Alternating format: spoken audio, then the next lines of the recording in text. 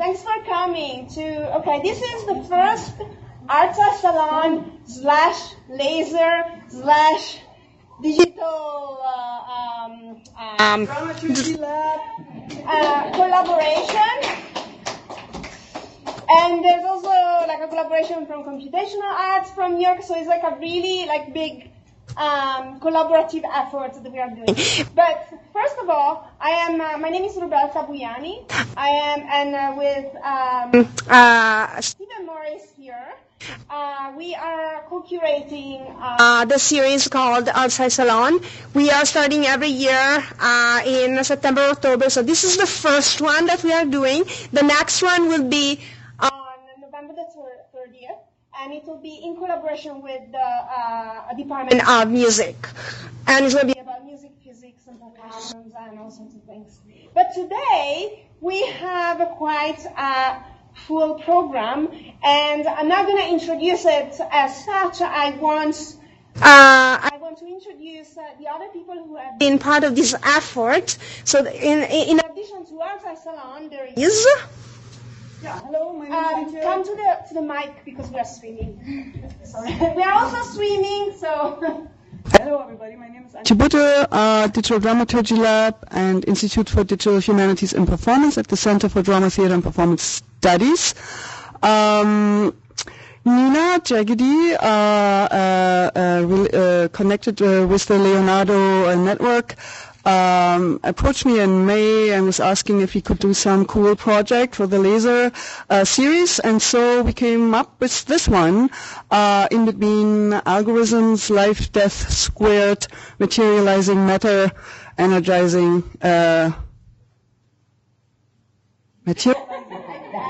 energy, energizing matter. That's it.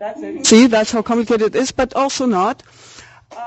So we thought about ways how we could dramaturgically connect different communities from the arts, from the sciences, and everybody in between, which is why we thought we should go on a journey with all of you, which we will do later.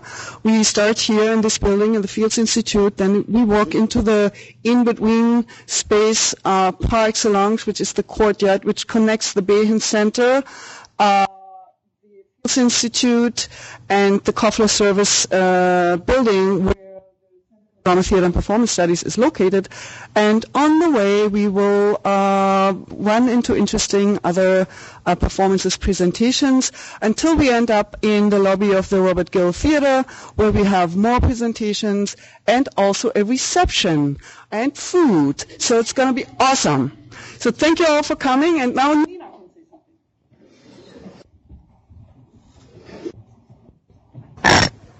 Hello, everybody. I would like to welcome you on behalf of the Leonardo Arts and Science Evening Series. Our laser series span across North America. We have 2 laser events in Canada, one in Montreal, one in Toronto. And thank you very, very much to come and participate here.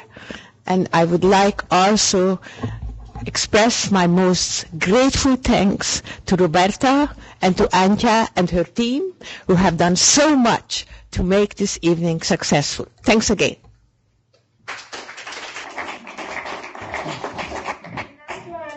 Hello, I'm Don Sinclair, part of the DDL and Computational Arts at York, and don't have too much to add to this, but it's a fantastic evening, and I think we should take an opportunity to thank Roberta and Nina and Antje and all the people that are behind the scenes, because there are people all over the place that I don't think we'll have a chance beyond this to thank. So let's give them a big hand. And have a great evening.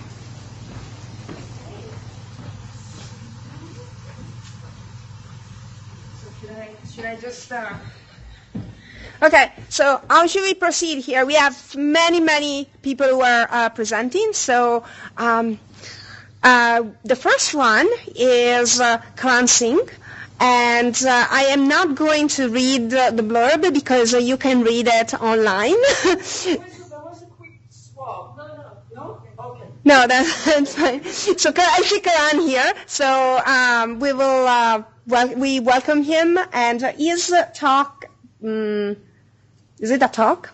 Wasn't. It's an interactive presentation and slideshow called Labyrinths and Mazes.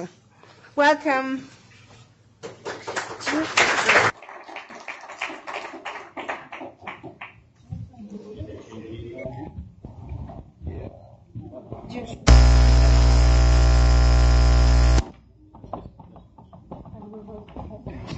Hopefully it'll all just work like magic. And I will give you the... Oh, what's this? It's a microphone. Oh, it's a microphone. Looks like a mouse. Yeah, it's a mouse microphone. Okay. Can you guys hear me at the back? Okay. Yes. Okay. Let's try this.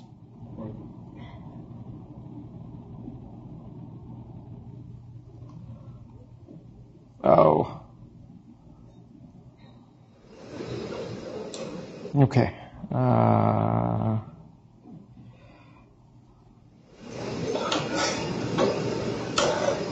There we go. Oh. So how come it's showing? So one is the previous one and the other one is the next one. Oh. Previous one. There you go. No. Okay, so now it's hopefully okay. Great. Hopefully this will work well. Okay, I'm going to talk to you about labyrinths and mazes.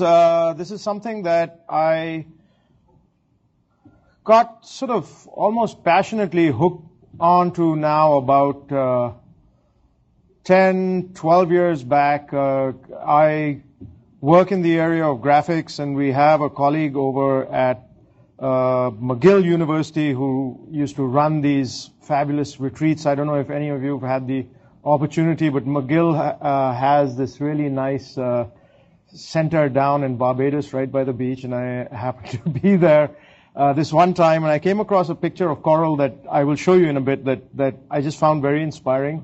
And I started to read more about it, and the more I read, the more kind of entrenched I got into. And so labyrinths and mazes are really fascinating because they're probably, arguably, the oldest creation born singularly of human imagination. I mean, you could say maybe they came from some alien form or whatever, but it's unclear as to how or why some of these tomb carvings that go back to before Christ actually had these particular kind of patterns. Maybe they were mimicking something in nature. It's unclear. But through the world, you'll find, whether it's in Europe or in India or in North America, sort of these labyrinth, maze-like motifs showing up in all aspects of art, science, medicine. And so, as I said, the more I read, the more kind of I got intertwined into this this art form and this form of science. You'll see them everywhere in physical structures. If you go to Europe, everything from famous kind of hedge mazes, that's the Hampton Court maze, to this Seventh Circuit labyrinth in the cathedral in Chartres in France, to puzzles in children's books, and so on. The other thing that's interesting is to most of us, labyrinths and mazes are synonymous. Whereas in fact there is a subtle difference. They're kind of duals of each other. So labyrinths typically are a unicursal path. So it's something more meditative where you just kind of walk along it and eventually you come back to where you started. And a maze is something that actually has dead ends, has potentially cycles, that is designed in some sense to kind of ensnare and entrap you. And so this duality is there in some of my work. In this particular thing over here, if you see, and you'll see a little bit of magic happening actually, you see those 2 points. You can think of it as a path through a maze. You can think of the curves themselves as parts of, as essentially lines that if you walk, so if you think of the lines as the path you walk, then it's a labyrinth. If you think of it as as the walls, then the dual of it then becomes a maze. And it's interesting how using some of these colors, actually you're able to embed kind of the imagery in there. If you look at this, you see it now. If I remove the color from here, it just comes across as kind of random noise. So there's something really interesting going on with this duality as well. I started to look at some patterns in nature. You see a lot of these. These kind of patterns are better understood. The physics behind them is quite well understood. There's formed using processes of reaction and diffusion. And I would bet the formation of these kind of coral, which actually originally inspired me, are very well known as well. However, in this case, I decided to go at it completely from observation. So rather than trying to go into sort of the physics or the biology behind it, I said, okay, let me look at this as a visual artifact. As somebody who works in graphics, that's something that I often do. And I said, okay, there's some random variations. The paths seem to be kind of smooth locally. There's a little bit of variations in scale, but mostly there's this very nice kind of paths that are going parallel to each other, and a lot of branching, very frequent branching. There's this kind of fractal self-similarity, certain other things. And after looking at this, I said, okay, well, why don't we just try and capture this using some very simple high school physics? Not even high school, I would say maybe middle school, just looking at a few different forces. And in fact, I just took 3 forces. A random force, since we wanted random variations, and so that kind of letter B over there represents Brownian motion or sort of a random motion. A fairing force, that's the F, and fairing essentially refers to something that locally smooths out a region in a curve. And then finally, the real secret sauce was this wonderful force that I had learned, I think in grade 6 or 7 or something. It was this magical thing called the van der Waals force that pulls things closer if they are further than a certain distance and pushes them apart quite vehemently if they come close together. And just essentially I started to evolve these curves using these 3 forces. So if you have a point, basically you add these forces and that gives you the next evolution of it. And I'll try and show this to you, and hopefully it'll work. This code is actually about 10 years old. I actually had to dust it off today. And so let me give it a shot and see if it actually, how do I get it where it can be seen? Okay, there we go. So I don't know whether I will be able to show this as well. This is just a cheat sheet with a bunch of, but now these are all blank. Right. Okay, there you go. All right. So I'm just going to let this run a little bit, and hopefully you will see things starting to evolve. And that's really what's happening. You started out with this kind of circle, and literally at every time step, essentially it's just applying these simple forces. It's perturbing things a little bit randomly, because if you don't perturb them, it'll always kind of stay in that stable configuration. So it's like you're introducing a little bit of chaotic energy, and then if things are getting pulled too far apart, they kind of get pulled closer together. And if they're getting pushed, and if they get too close, then they get pushed apart. That's why you're getting these nice kind of paths that essentially run along each other. So very quickly, for me, this started to become a paintbrush where I was saying, wow, okay, so I can really start to now play around with the different parameters of the space, and it becomes almost like a medium, like watercolor. And so if I, keep playing around with it, I can start to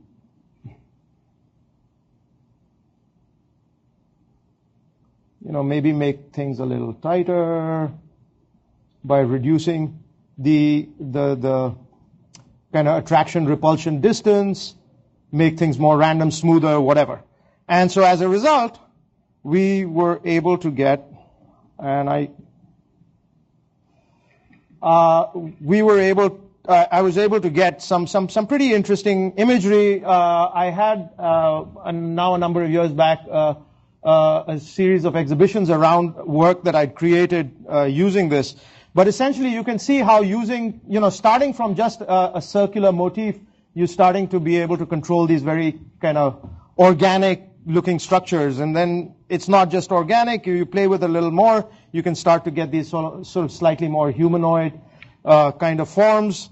You can animate the process. So if you take this process where you can actually take a triangle and actually let it start to evolve, you can start to get some very beautiful looking structures. And actually, in this day of 3D printing, I've actually created some very nice like acrylic vases out of it and so on. But I said, okay, this is great. Now I want to actually be able to take it one step further to be able to do. Time's up? Okay. Can I take 1 minute? 1 minute. 1 minute. Sure. Okay, 1 minute only. Timekeeper. Okay. All right. So all I'm going to do is, I'm just going to keep this running. And what I'm going to do is I'm going to start to let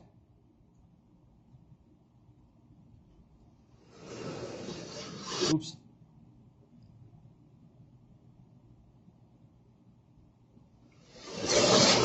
Well, it's changing, but it's changing a little slowly.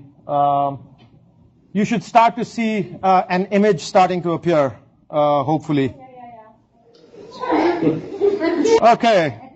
So essentially, the point being that once you have this going, you can start to use other things, images, sounds, text, as starting to modulate your simulation. So I'll quickly blaze through a bunch of images that came out as a result of this.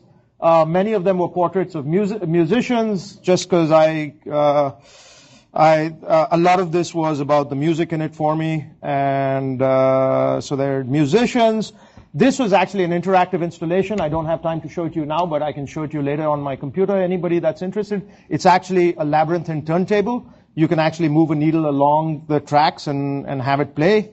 You can do them in 3 dimensions. And that's it. Thank you.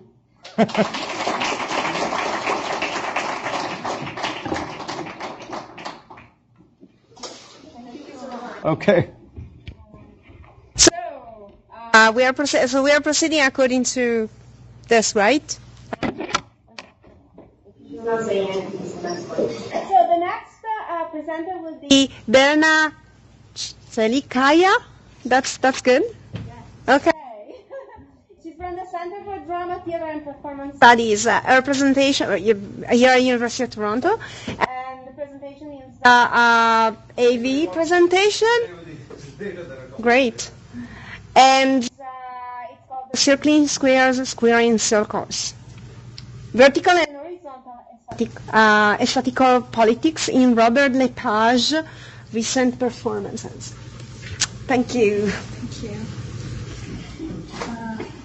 You got the microphone hanging on the back. So you need the microphone.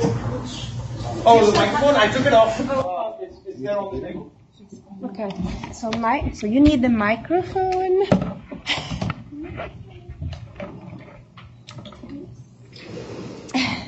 There you go. You can talk loud.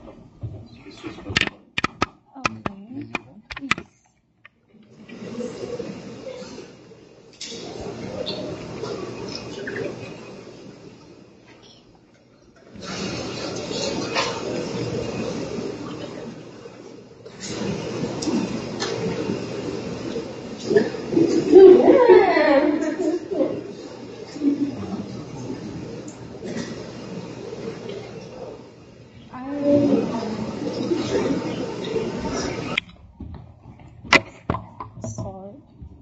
Sound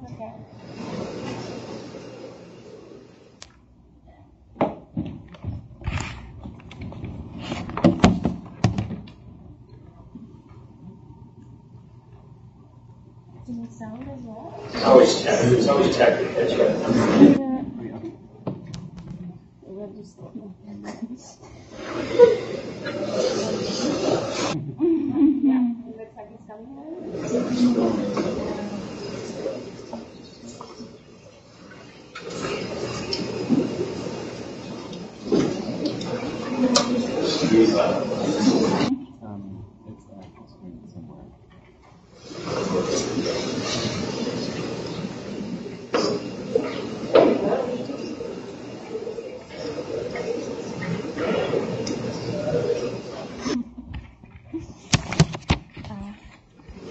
Hello everyone. Today I will show a short video part from Lepage's Hamlet adaptation. 1997. I got it from Lepage Company's archives long time ago for my MA thesis research. Then you will listen my interview with Lepage. So today I intend to tell the relationship between Lepage works and pi number in math, as well as Leonardo's Vitruvian Man. Hope you enjoy.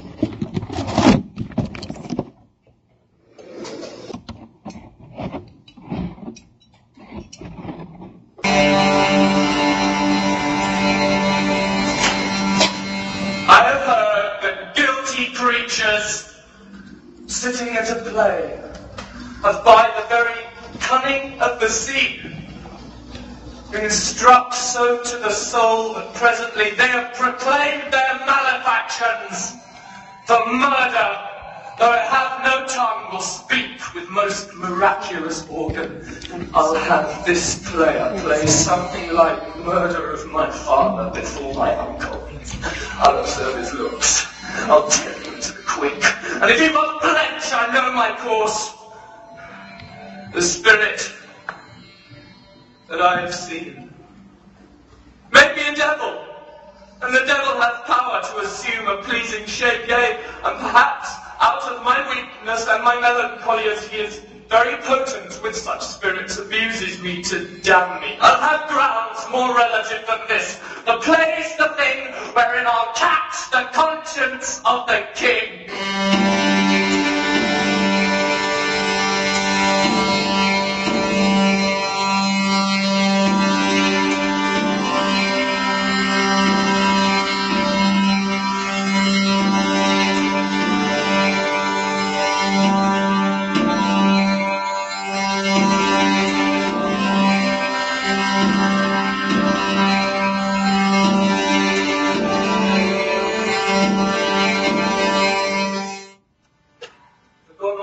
Of exercises, and indeed it goes so heavily with my disposition that this goodly frame, the earth, seems to me like a sterile promontory. This excellent canopy, here, look you, this brave or hanging firmament, this majestical roof fretted with golden fire, while it appeareth nothing to me but a foul and pestilent congregation of vapours. What a piece of work is a man! How noble in reason, how infinite in faculties, in form and moving, how express and admirable. In action, how like an angel, in apprehension, how like a god, the beauty of the world, the paragon of animals. And yet to me, what is this quintessence of dust? Man delights not me. No, nor woman neither. Though by your smiling you seem to say so. Why did you laugh when I said man delights not me? You're welcome. Ah, but my uncle father and aunt mother are deceived. I am but mad, northwest. When the wind is southerly and you're hawked from a handsaw. Bloody, gaudy villain, remorseless, treacherous, lecherous, kindness, villain, of vengeance!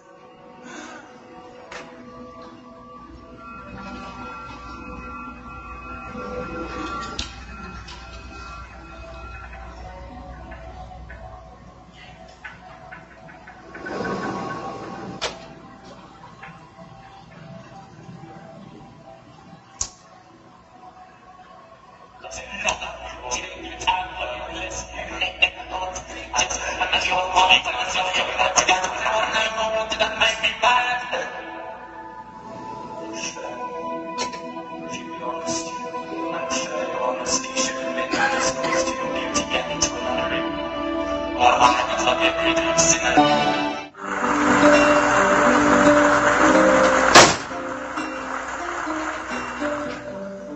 Faith, I must leave thee, love, and shortly too. My operant powers their functions leave to do, and thou shalt live in this fair world behind, honoured, beloved, and happily one as kind, for husband shalt thou. Oh, confound the rest! Such love must needs be treason in my breast.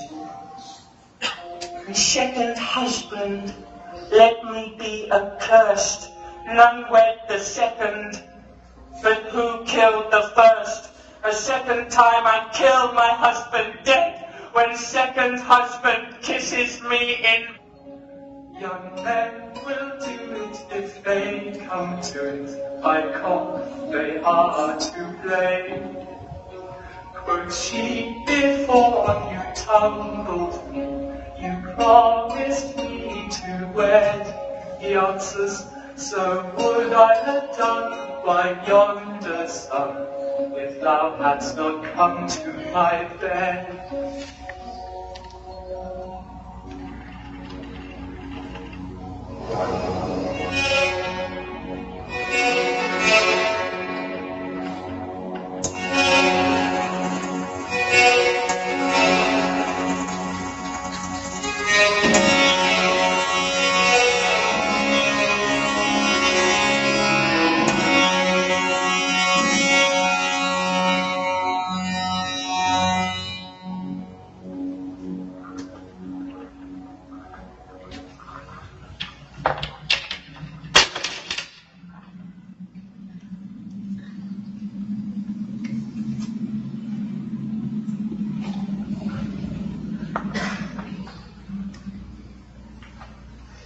Horatio, Rosencrantz and Guildenstern hold their course for England.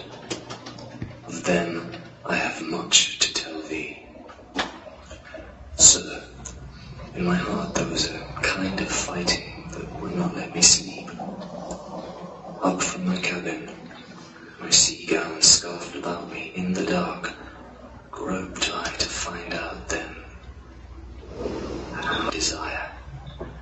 Fingered their packet, and in fine withdrew to mine own room again, making so bold my fears, forgetting manners, to unseal their grand commission.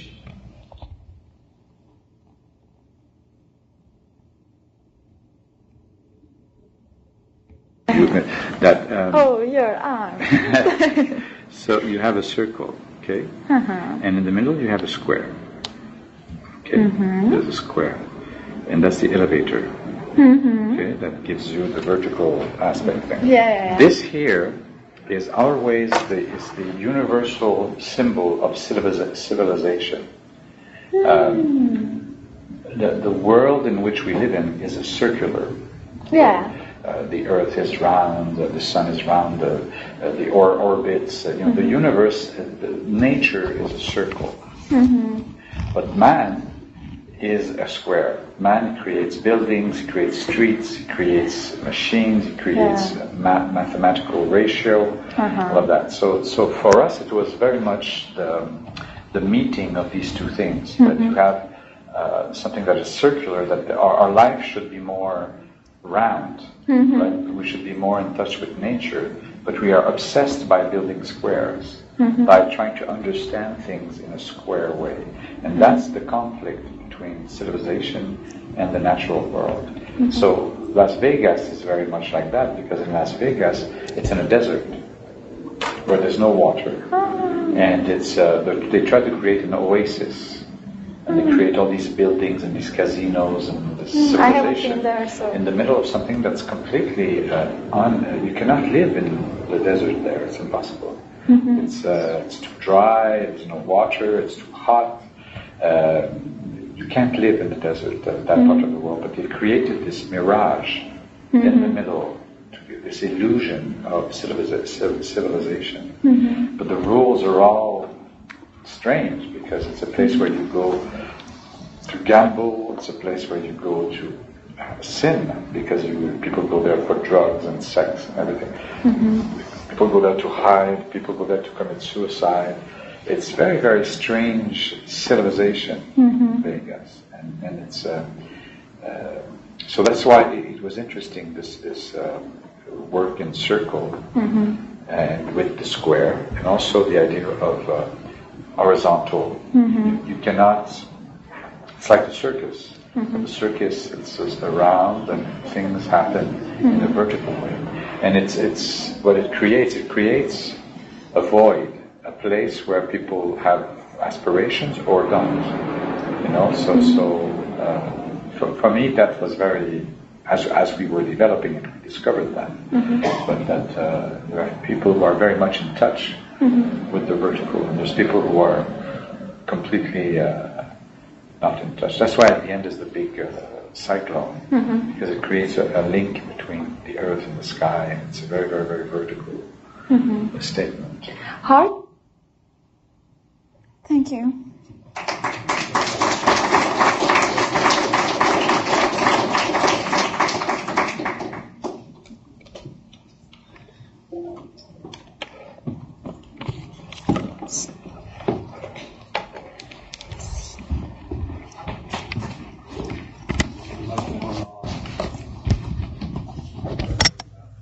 That's okay.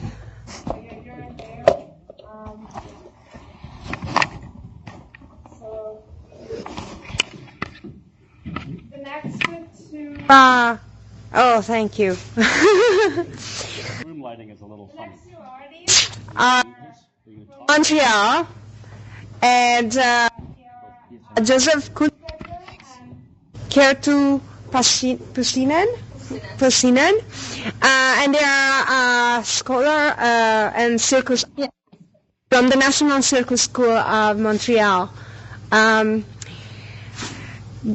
title of their multimedia demonstration is In Between Magic and Quantum Mechanics, Visualizing Physics in Particle Number B. Number? Thank you.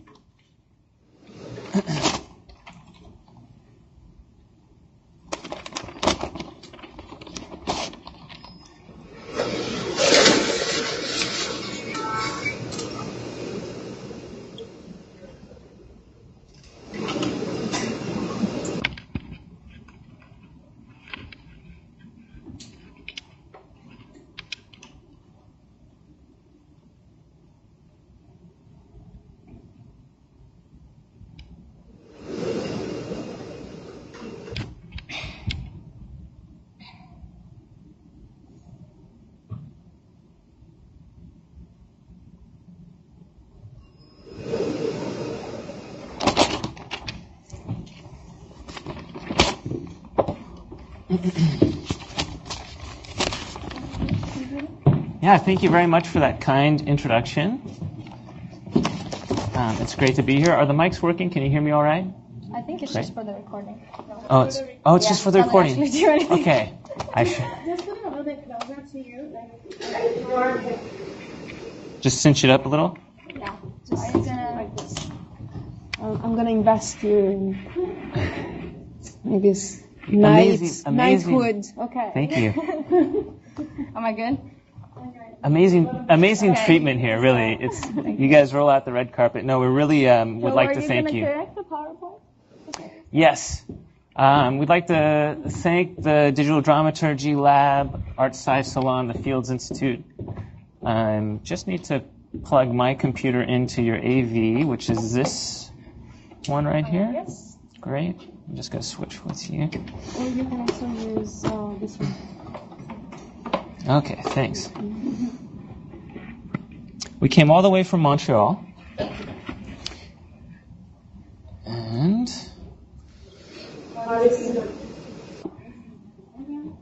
Oh, why is it doing that? Should I just do it like this? Okay, we'll just do it like this. Maybe we can turn the lights down also. Or maybe just that section, yeah. Mood lighting. Oh, that's great. Thank you. So we're here to talk about our collaboration on Kertu Pusinen's first solo show, Particle Number B. which uses circus, magic, and more to visualize principles of physics and quantum mechanics on stage. In the next 10 minutes, we'll tell you who we are, just a little bit about ourselves, how we are collaborating on particle number B, and ask for your feedback on interesting places to go from where we currently are in the creation process, which is the very beginning. To introduce myself, you already heard a little bit. I'm just going to play one example of the kind of research that I do as a magic scholar and consultant for the National Circus School, looking at another discipline in between circus and magic, juggling. So this is just a 15-second clip of a little thing that we've been working on with a current student at the National Circus School. Just a little production. And now I'll pass it over to Kerttu so she can tell you a little bit about her specialty. Yes, hello, my name is Kerttu Pussinen. Thank you for the beautiful pronunciation. Anytime. Yes, so I'm a graduate of the National Circus School, where Joe is currently a teacher, and I specialize in aerial straps as my discipline. And Joe is going to show a real quick 15 seconds of the beginning of my number to give you an idea of what aerial straps is. It's not playing, so let me just fix that.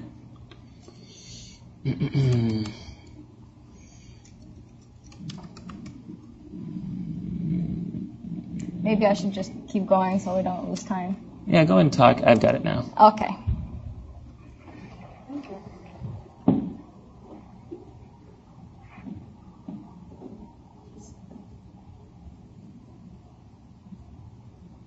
Wow, you're performing in 2 different times. Yeah. Nice introduction. All right, I think that's enough. Okay. Just so you get the idea of what it is. So what is particle number B, which is the show that we're here to talk to you about? It's a one-woman show. I'm the only performer, mostly for practical reasons.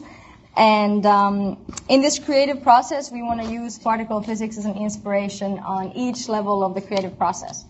And by each level of the creative process, I mean particle physics and science in general influences the costume, the set, the way we choreograph, and the way we script the show. So really everything. Here is a picture of a scale model for our set, which you see is a geodesic dome. And if Joe will switch, you will see the final dome that we're now playing with. The main goal and the main question for the start of the research for particle number B is, what does the quantum world look like on a circus stage?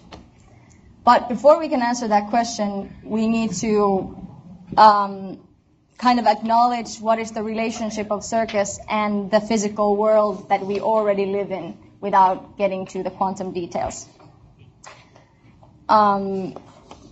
So examples of how we connect those two ideas is that, first of all, we already need to accept that we cannot change reality, so we cannot change gravity, for example.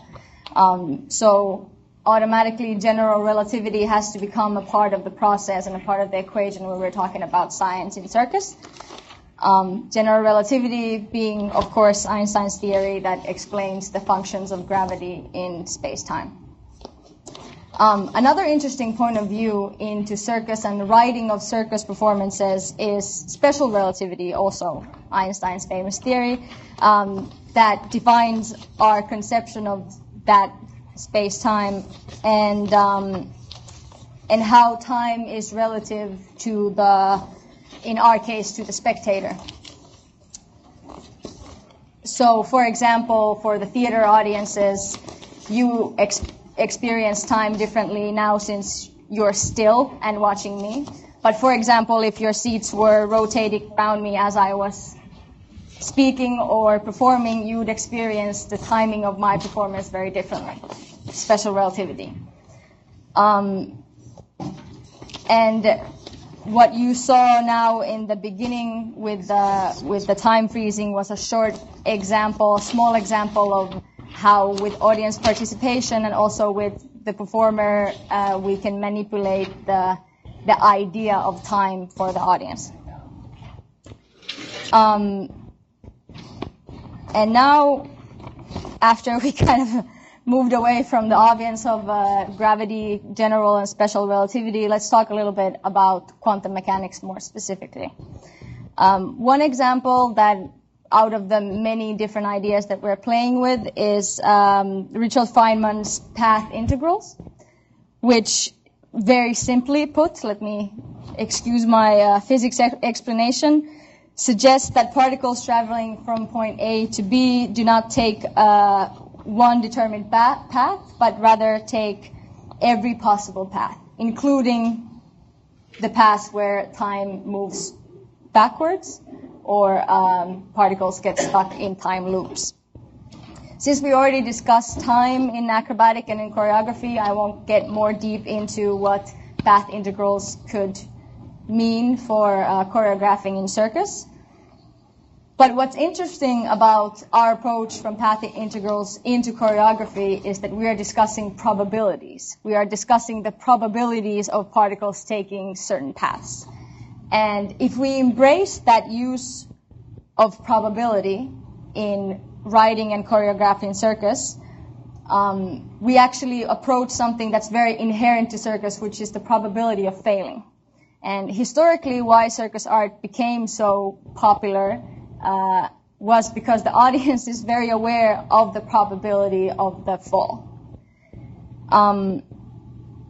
And first of all, one of the ways we could use that idea of probability in our advantage would be to use magic or acrobatics to demonstrate an event that in our normal universe seems incredibly improbable. That way, we can kind of highlight the fact that even though something is highly improbable, doesn't mean it's impossible, which is something that gets proven in science, in physics, and in circus on a daily basis. Another interesting way in terms of writing that we could kind of approach this idea is the script of different timelines. So what I like about path integral idea is that we are introducing the probability of multiple things having happened or going to happen. And I want to try and experiment writing a show where some kind of chance or probability determines the next step of the events. So every night the audience is going to experience a different probability and therefore a different story. Since we're almost pretty much out of time, let's just jump into a quick mention that we want to work with scientific partners to use the show as a public outreach mechanism. So we're looking at places like the SAT Institute in Montreal, Perimeter Institute in Waterloo, the Exploratorium in San Francisco as a mix of venues not only for doing research and creation of the show, but also for performing the show. Yeah, since the motivations of the show come so strongly from combining art and science, we believe that the way it should be performed should also be in those kind of places that support this kind of motivation. And if we could have the lights again for our very last little finale, which is we just want to leave you with one question, which is why you all have pieces of paper. Sort of a little memory test. So we'd like you to look at each of us and take a mental photograph, look at what we're wearing, and we're going to ask you a question, kind of a test question in a moment. What color shirt am I wearing, and what color shirt is Kurtu wearing is the question. I'll give you one more glimpse here. You remember? Make sure you remember. If you don't remember, no one's going to be impressed. Right?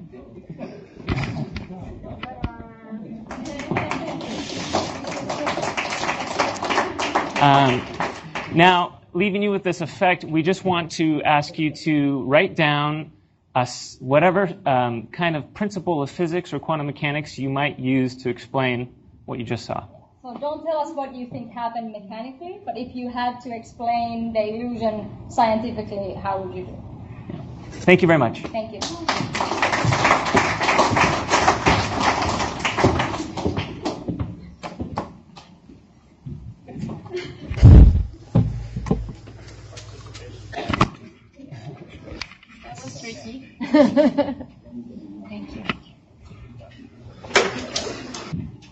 Yeah,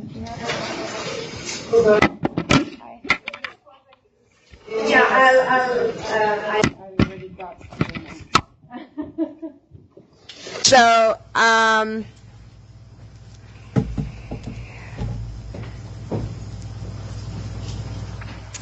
so we're gonna move right now to another room, but first I want to introduce you to our next speaker and performer, Joel Ong. He is from York, from the Computational Arts, and he's not going to show you the color return. I'm not that talented. But should I say the long title of your presentation performance? Windward experiences connecting Aeolian musical instruments, digital data, and natural environments. Okay. Could I have the internet, or just want to go to my website? Do you want it hooked up? Yeah. Okay. So I'm just gonna get rid of this one. Okay. Here.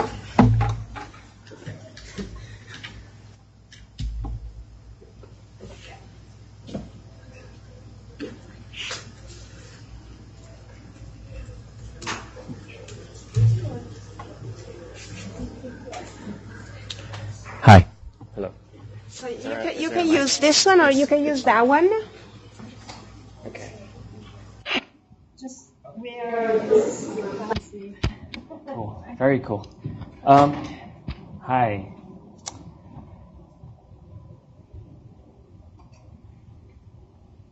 Jesus.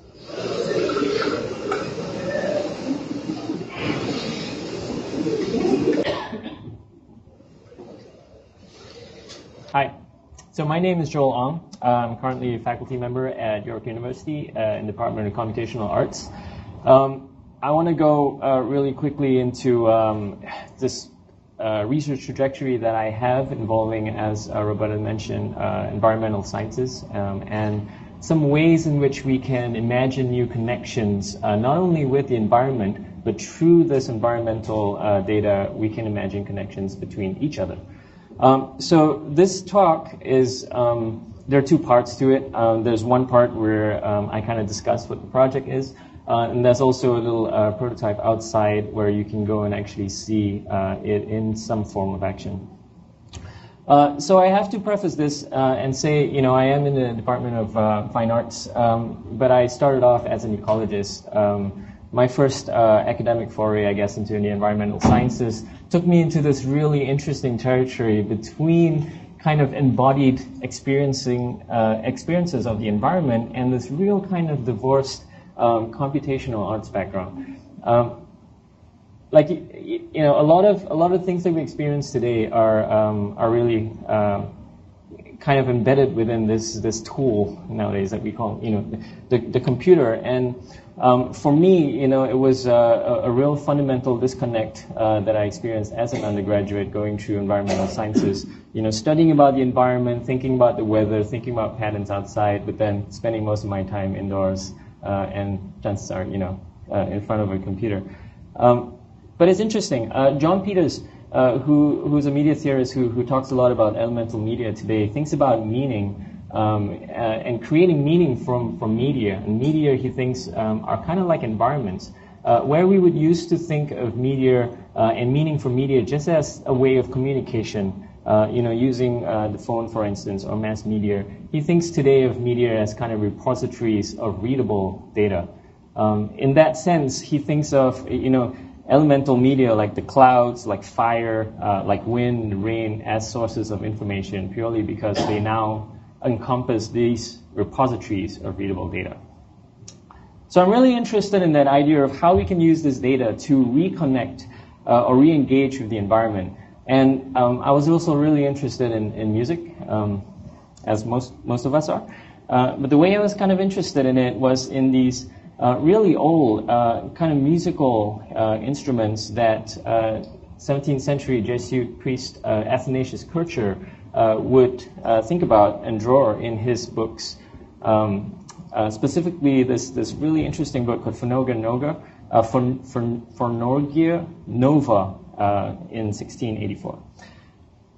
So amongst all his instruments that he drew, there was this interesting instrument that involved stringing, strings tightly strung along a box, and kind of opening it up to the window to allow the wind to play across it. And for those of you who know, basically you will be able to hear, interesting harmonics come out through that process. So being a Jesuit priest, he was really interested in this idea that this could be actually seen or heard as a mode of communication. And it is my hypothesis that being a Jesuit priest, it was also his way of kind of communicating maybe with God.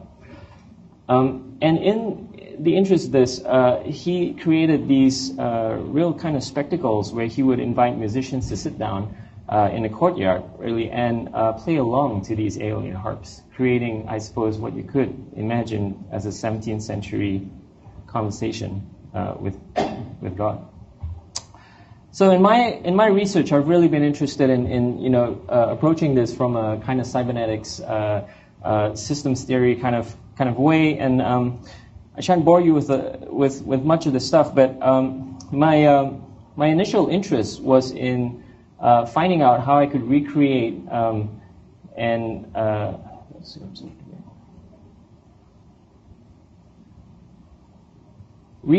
kind of Aeolian wind instrument that would be activated not so much by wind on the outside, but by digital data.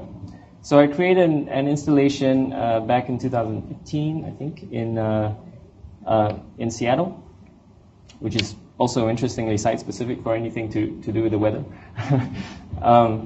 and wind, because it's extraordinarily windy during some seasons.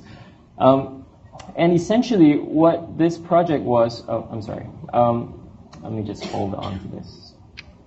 Essentially what this project was a nice meditative environment where you could go in and experience the wind, albeit through these boxes that were actually string instruments that would resonate according to wind directional data.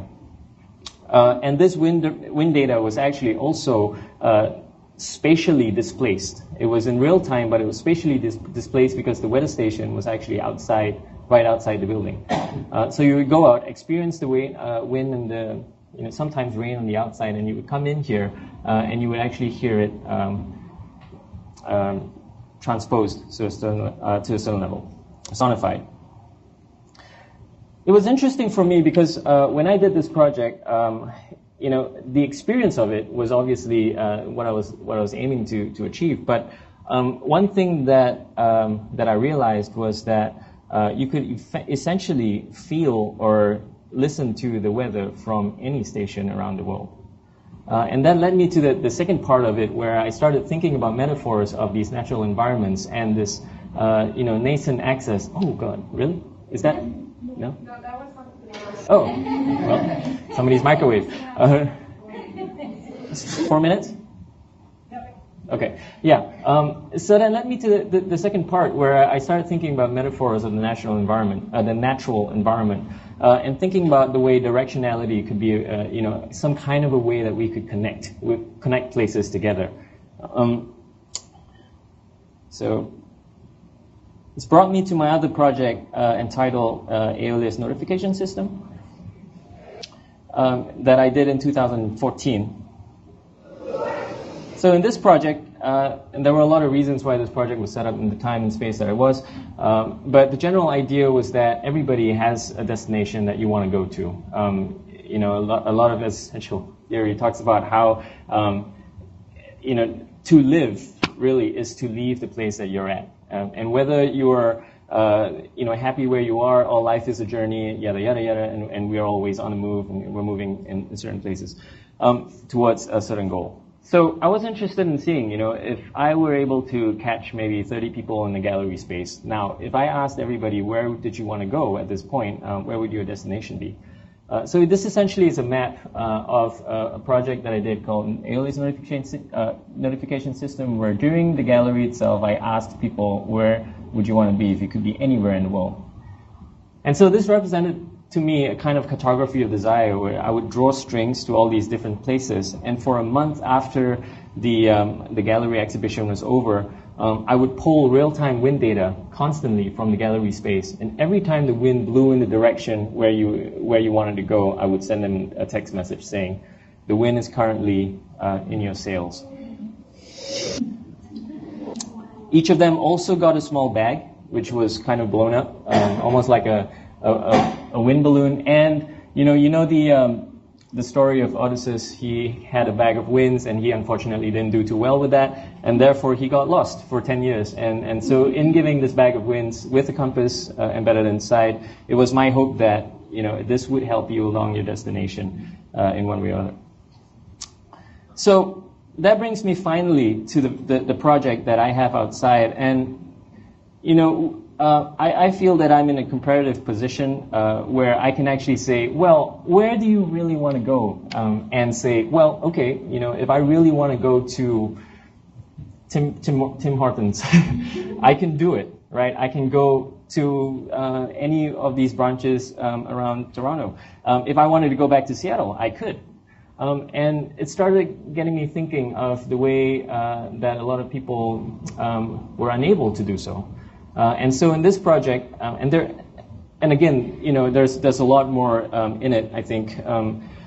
But in this project, this picture over here is actually this setup outside the Tacoma Detention Center, where a lot of undocumented migrants are held, often indefinitely, awaiting trial and deportation. And so this piece that was actually done there, right outside the center, had arrows pointing in the direction of home, where all these, it's basically a database of all the inmates and the countries that they came from. And so these arrows on the ground represented the directions to which they came from. And it was interesting because the same way, that's me now, right?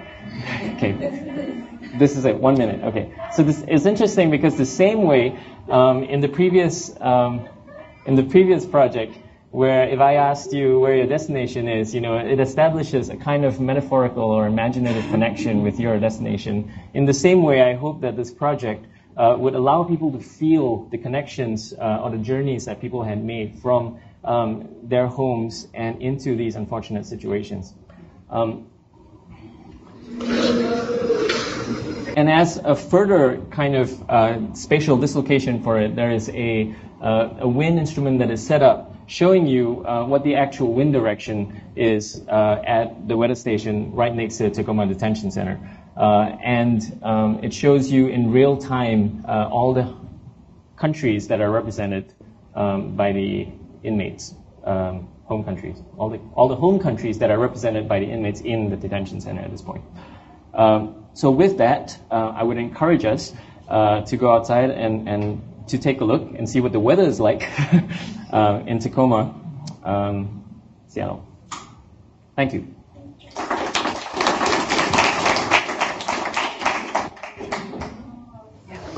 I'm sorry. I would suggest that we, on our way out after the next presentation, can look at this. Yes, definitely. Yeah. Yeah. Yes. The next one. No.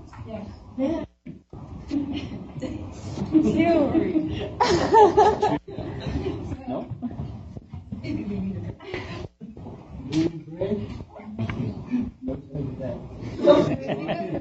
We're going to move in a little while, and then you can have your pee break during the move. No rest for the wicked. It's like Louis Blanche all in one room. Okay. Yeah, sorry for like it feels like a marathon really, but so. Yeah. So I'm presenting to you Oleg Sept, who's a different director, actor, and educator, and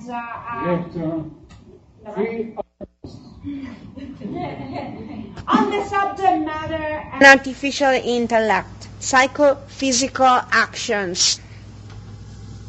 I can explain a little bit more precisely. Okay. Okay, but before we need maybe just on this side. So this is going to be an exercise. So. No, please.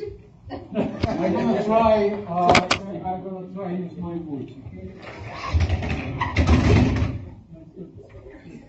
Can somebody help me? So.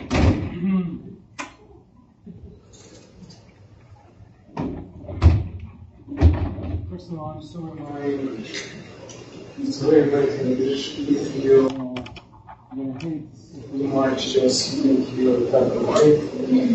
So, my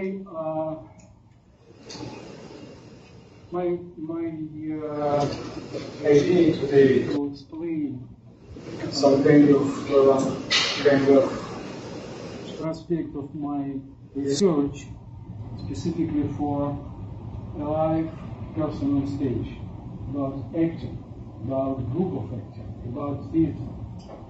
Because theater for me now is like a real essence of real human being quality, condition. Because it's not just physiological, biological presentation of personality, but psychological. It's a kind of high level of existence of cosmos. So, and on this base idea about artificial intelligence, for me, it's very, very important.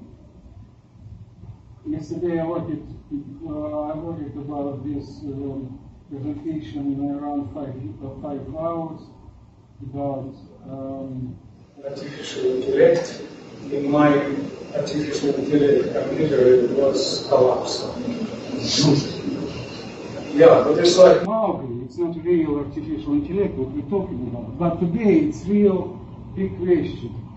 Lots of people are afraid about this perspective.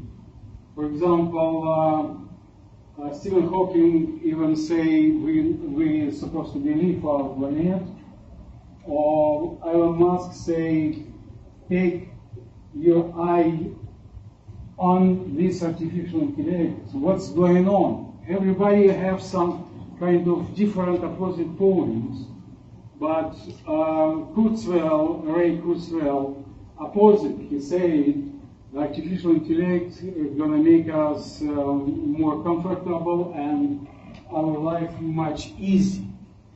But normal people maybe say, why we need one more intellect? But is it not enough Nobel Prize winners or Lord or government or institution? Why we need something else about that? But my question is, where is this border? Where is artificial intellect and where is organic intellect, real intellect? And surprisingly, I have not found this line. Because we are always asking how long, how big universe, where is the end, where is beginning, where is the end. But we never asking where from physical laws come before when we have idea to use them. Where from lots of ideas what we're going to use for development of our civilization. It's clear? Yeah? So, for example, we can say gravity we can see, but radiation or some kind of electro power, like Tesla, for example, how he can find this connection between his real human body and huge big dose of energy from cosmos, or even Reich, great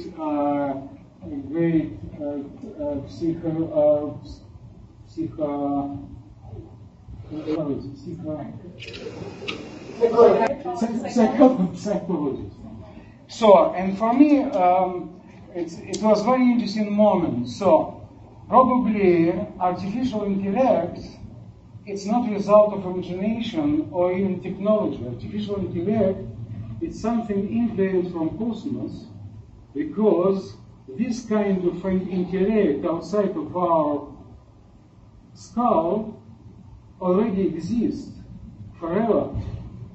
And this intellect, this psychic intellect, nature produced specifically for any alive things on our planet. So probably this kind of power of nature inside of our body, and inside of our body we have already all this kind of illusion what we have, like how we can call some kind of system, for example, cinema, camera obscure, even hockey stick. All these stars we already have in our body, because our body is the real center of this huge, big general intellect, together with cosmos, and together with our intellect, which we call conscious. So, and next question, I have next question. How it's dangerous or not? Probably artificial intellect is not a result of technology, that it's virus. But good virus, because any virus very important to take a balance between life and death. It's any scientist in medicine can say that. But sounds very bad. So, this virus, it can be like that.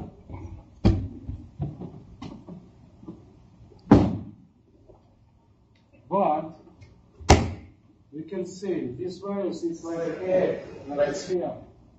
Because any live person was born from egg, from sphere.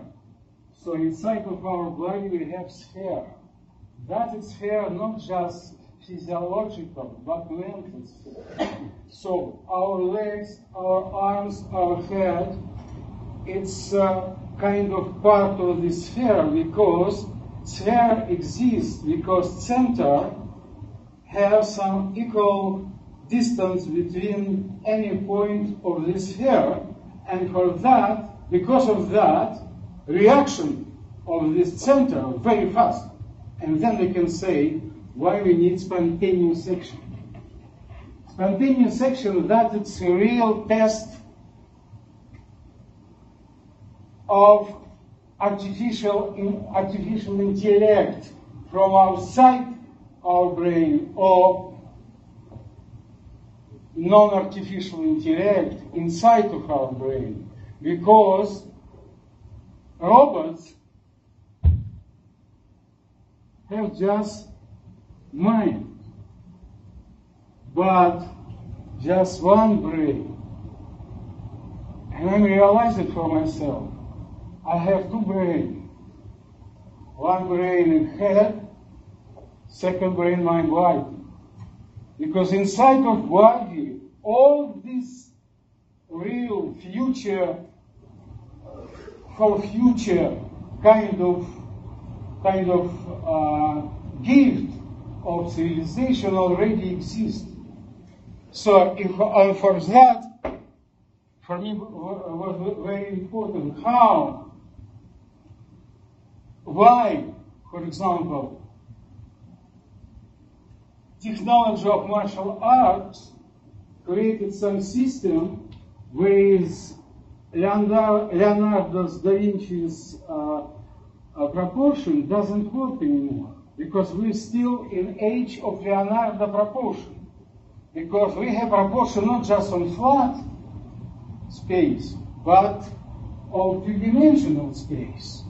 So for that it's very, very important to realize it, because we have no idea that our sensitivity, our receptors, it's not just for to touch and to enjoy, to save our body.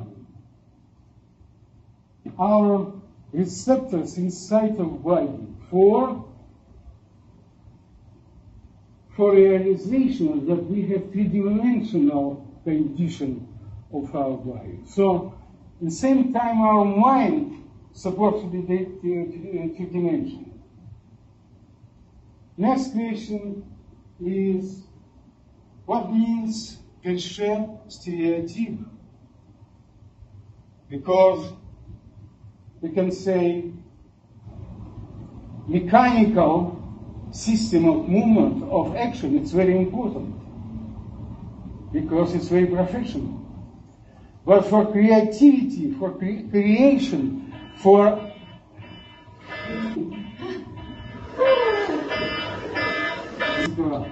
it's also just general idea. We have two brains, okay, and inside of our brain, second brain, we have fantastic system where starts our real feelings of ourselves. So, artificial intellect, it's not dangerous. First point, how we can find this dilemma together. How are we going to save our individual system of existence, not like just intellectual person, but physiological. There is organic intellect, not just intellect, rational intellect. Today we need to realize that intellect is not just idea or system of kind of combination of logic. That is not good. Thank you very much.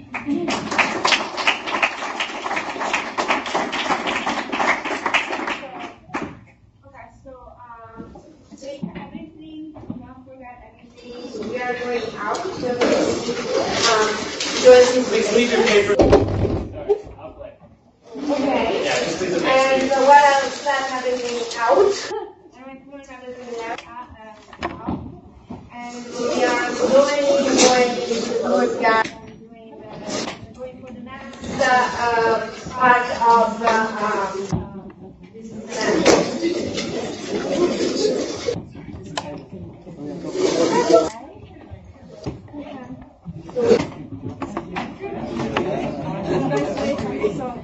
Now moving, we won't have streaming, but I hope that you guys enjoyed this part, which was very